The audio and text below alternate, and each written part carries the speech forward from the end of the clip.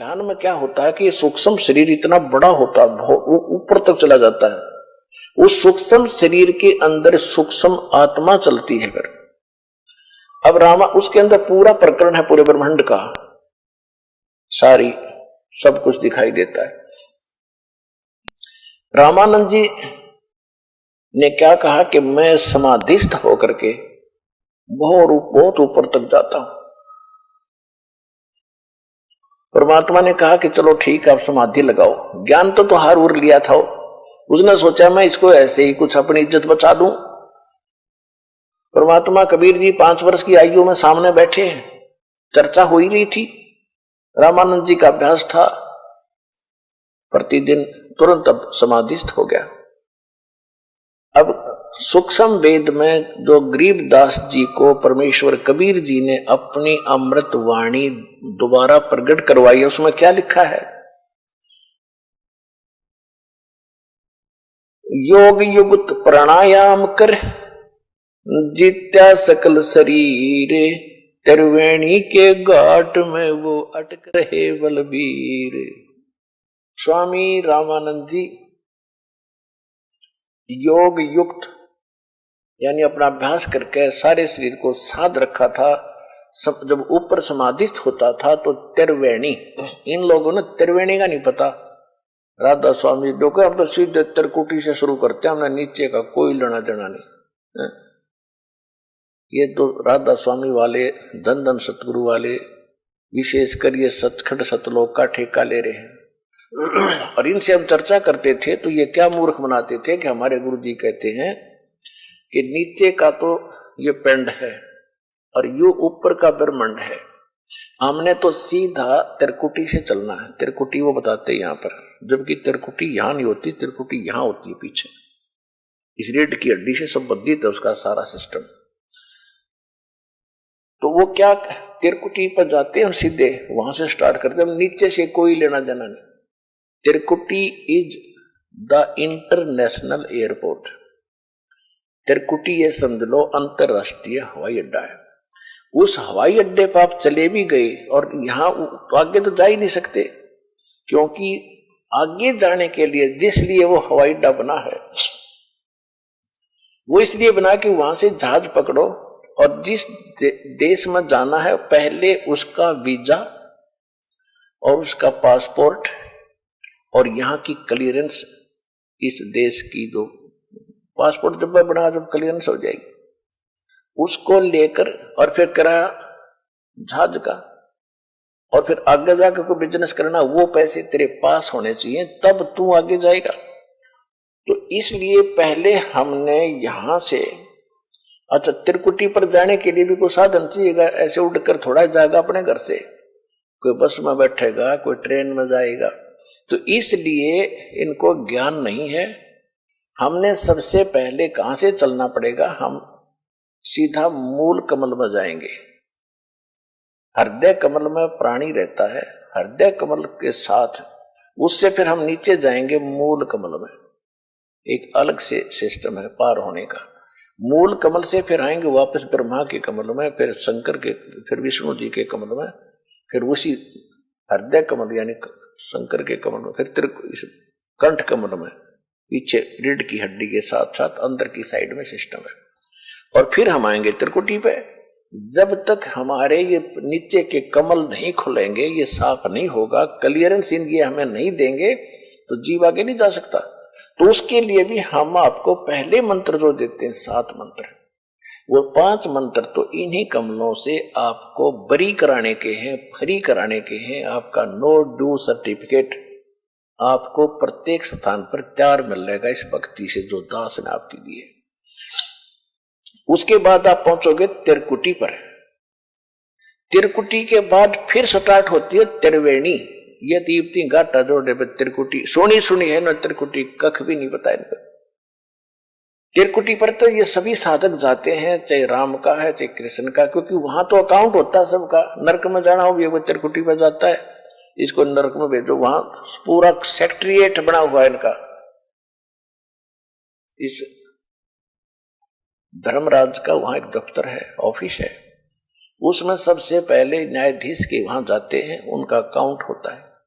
उसके बाद नरक में जाना, नरक में जाओ, ब्रह्मा का पुजारी ब्रह्मा के लोक में, विष्णु का पुजारी विष्णु के लोक में, शिव का पुजारी शिव के लोक में, और बाकी नरक में जाना, गधे कुत्ते बनना वो जाओ, उनका सब वहां से उनको फिर फर्दर जो कुछ बनना वो बना वहां से मिलता है।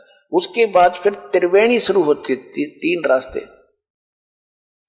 अब हम त्रिवेणी कहते हैं इलाहाबाद में कि गंगा और जमुना आके मिल गई और बीच में सरस्वती, और यहाँ का उल्टा सिस्टम है त्रिवेणी। वहां 3 रास्ते हैं, 3 वे माने रास्ते, 3 रास्ते बनेंगे। 3 लेफ्ट जो रास्ता है उसमें पूरा सेक्रेटरिएट है इनका, यमदूतों का, धर्मराज का, और आगे फिर एक सुरंग जाती है सीधी। वहां से जो धर्मराज फैसला करता है, यम के दूत या फिर उस देव के दूत जिसकी उसने साधना कर रखी, वहां से फिर वो ले जाते। शिव विष्णु के पुजारी हैं तो विष्णु के दूत वहां खड़े मिलेंगे, और जिन्होंने नरक में जाना उनको यम के दूत लेकर जाएंगे। तो वहां जाके परमात्मा ने कहा कि अब स्वामी जी कहां जाओगे? रामानंद पहुंच गए त्रिवेणी पे। अब परमेश्वर कबीर जी ने कहा कि अब स्वामी जी आगे कहां जाओगे?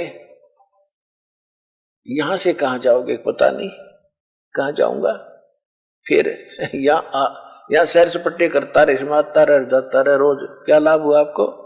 मैं बताता हूं कहां जाओगे। आप हो विष्णु जी के पुजारी, और साथ में आप ये यज्ञ वगैरह करते हो, हठ योग करते हो, तप होता है। तो यहां इधर है धर्मराज का ऑफिस, इससे आपको आगे मिलेगा, यहां से टोकन मिलेगा, आप जाओगे विष्णु जी के लोक में। और वहां कितने दिन रहोगे? कहने लगे ये तो जितना मेरे पुण्य होंगे तभी तक मैं वहां रहूंगा, मेरी भक्ति कर्म होंगे, इतने समय तक मैं विष्णु जी के लोक में रहूंगा। रामानंद जी को इतना तो ज्ञान था, विद्वान थे। परमात्मा ने कहा कि जब आपके पुण्य विष्णु जी के लोक में समाप्त होंगे तब कहां जाओगे? कि फिर नरक भी जाऊंगा। उसके बाद कहां जाओगे? क्या पता कौन सी पशु पक्षी की योनि में जाऊंगा। फिर यह खाक भक्ति आपकी, यह क्या भक्ति कर रहे हो आप? हम बताएंगे आपको। गीता अध्याय नंबर 15 के श्लोक नंबर 4 में कहा कि तत्वदर्शी संत की प्राप्ति के उपरांत परमेश्वर के उस परम पद की खोज करनी चाहिए, जहां जाने के बाद साधक थे लौटकर कभी संसार में नहीं आते।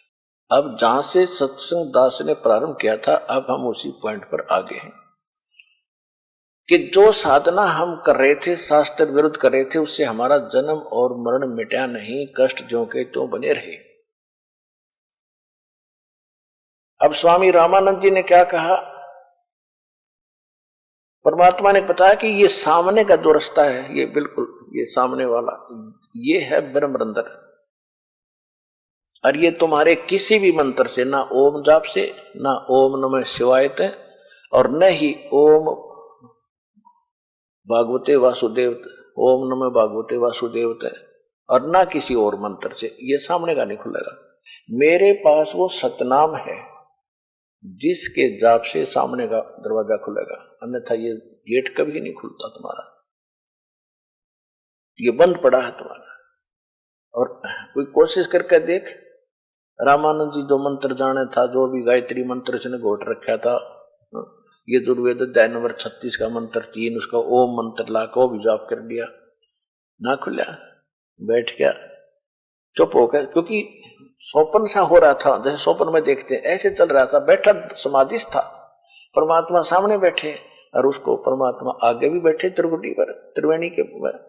तो वहां कहते हैं कि मैं दिखाऊं अब खोल के, मैं जाप करता हूं अपने मंत्र का, जो गुप्त मंत्र मेरे पास है शक्तिशाली, जो मोक्ष मंत्र है, 2 अक्षर का है सतनाम, 2 अक्षर का, जिसमें एक ओम मंत्र है और एक तत् गुप्त है।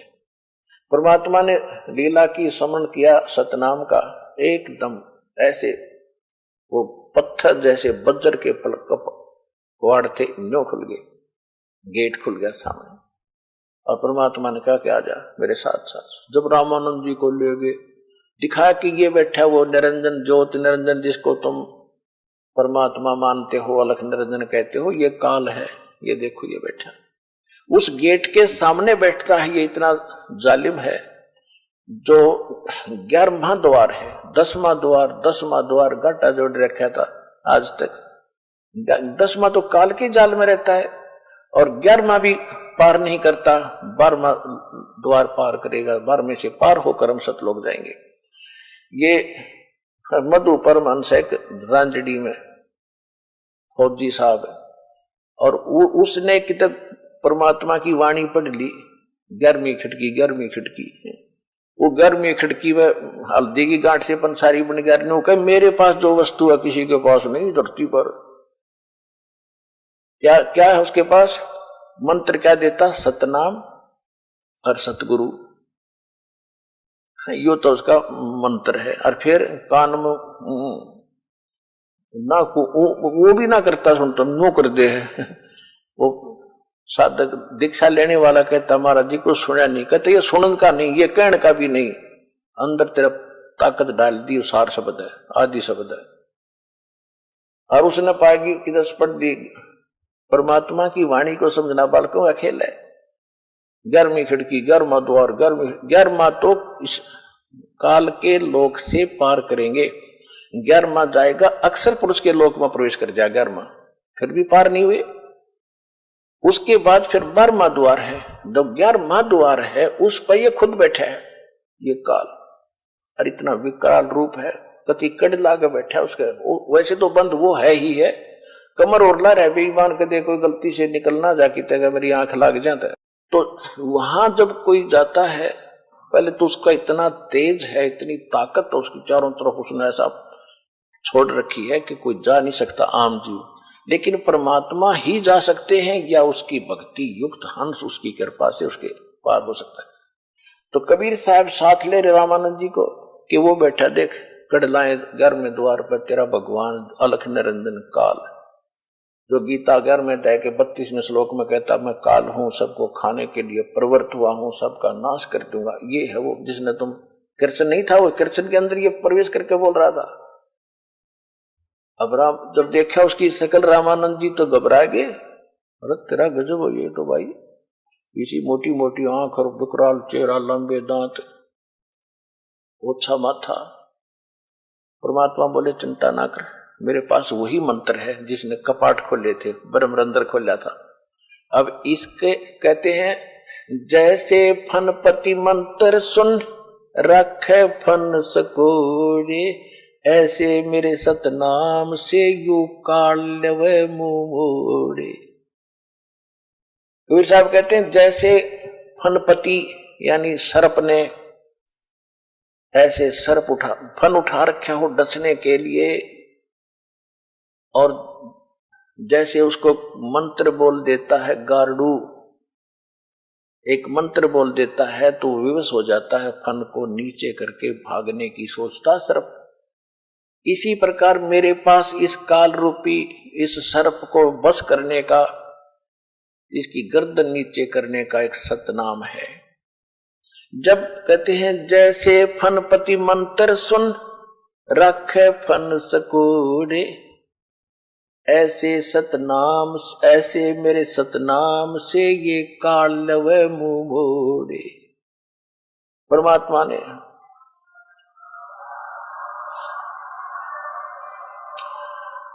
परमेश्वर कबीर परमेश्वर जी ने सतनाम का सेवन किया और काल एकदम नीची गर्दन कर गया।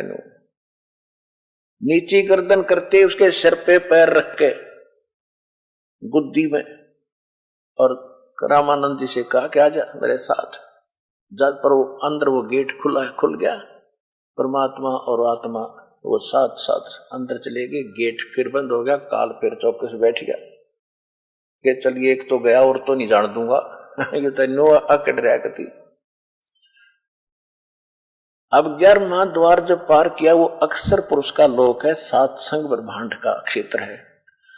उससे पार करके फिर आता है 12वां द्वार, और 12वां द्वार पार करके फिर आता सतलोक, जहां जाने के बाद फिर लौटकर कभी संसार में नहीं आते।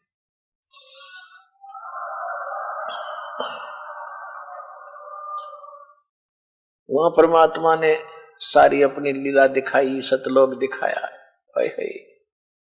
पुण्यात्माओं जब उसकी सारा वर्णन कर दिया तो आपके मुंह में पानी आ जाए, ऐसी बढ़िया मेवा है, ऐसी बढ़िया व्यवस्था है। लेकिन अभी आपसे भक्ति भी तो करानी है, भक्ति करा के फिर ले चलेंगे।